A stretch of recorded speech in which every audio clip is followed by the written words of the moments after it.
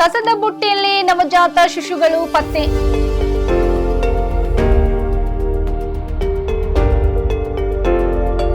ಬೀದರ್ನ BRIMS ಆಸ್ಪತ್ರೆಯಲ್ಲಿ ನಡೆದ ಅಮಾನವೀಯ ಘಟನೆ ಇದು.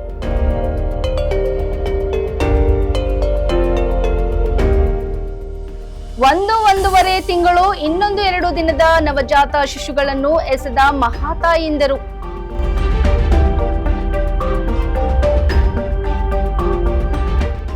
ಮಕ್ಕಳನ್ನು ಭಾಲ್ಕಿ ಹಿರೇಮಠ ಸಂಸ್ಥಾನಕ್ಕೆ ಒಪ್ಪಿಸಿದ ಬ್ರಿಮ್ಸ್ ಅಧಿಕಾರಿಗಳು.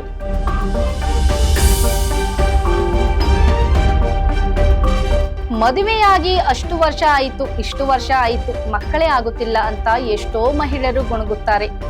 ಮಕ್ಕಳು ಆಗದಿರುವುದಕ್ಕೆ ಎಷ್ಟೋ ಮಹಿಳೆಯರಿಗೆ ಡಿವೋರ್ಸ್ ಕೊಟ್ಟ ಉದಾಹರಣೆಗಳು ನೋಡಲು ಸಿಗುತ್ತದೆ. ಇಂತಹದರ ಮಧ್ಯೆ ಇಲ್ಲಿ 2 ಮಹಿಳೆಯರು ತಮ್ಮ ಪುಟ್ಟ ಮಕ್ಕಳನ್ನು ಕಸದ ಬುಟ್ಟಿಗೆ ಎಸೆಯುತ್ತಾರೆ ಎಂದರೆ ಇದಕ್ಕಿಂತ ದೊಡ್ಡ ದುರಂತ ಇದೆಯಾ? ಈ ಘಟನೆ ಬೀದರ್ ನಗರದಲ್ಲಿ ನಡೆದಿದೆ.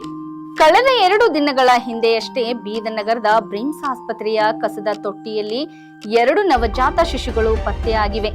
ಅಪರಿಚಿತ 2 ಮಹಿಳೆಯರು 2 ಮಕ್ಕಳನ್ನು ಆಸ್ಪತ್ರೆಯ ಕಸದ ತೊಟ್ಟಿಯ ಹತ್ತಿರ ಬಿಟ್ಟು ಹೋಗಿರುತ್ತಾರೆ ಎಂದು ಜಿಲ್ಲಾ ಶಸ್ತ್ರಚಿಕಿತ್ಸಕ ಡಾಕ್ಟರ್ ಮಹೇಶ್ ಬಿರದರ್ ಅವರು ತಿಳಿಸಿದ್ದಾರೆ. ತಕ್ಷಣ ಆಸ್ಪತ್ರೆಯ ಸಿಬ್ಬಂದಿಗಳು ನೋಡಿ ಆ ಮಕ್ಕಳನ್ನು ನವಜಾತ ಶಿಶು ತೀವ್ರ ನಿಗಾ ಘಟಕದಲ್ಲಿ ದಾಖಲಿಸಿರುತ್ತಾರೆ. ಒಂದು ಮಗು ಅಂದಾಜು 2 ತಿಂಗಳದಾಗಿರುತ್ತದೆ, ಇನ್ನೊಂದು ಮಗು 2 ದಿವಸದಾಗಿರುತ್ತದೆ ಎಂದು ಡಾಕ್ಟರ್ ಮಹೇಶ್ ತಿಳಿಸಿದ್ದಾರೆ.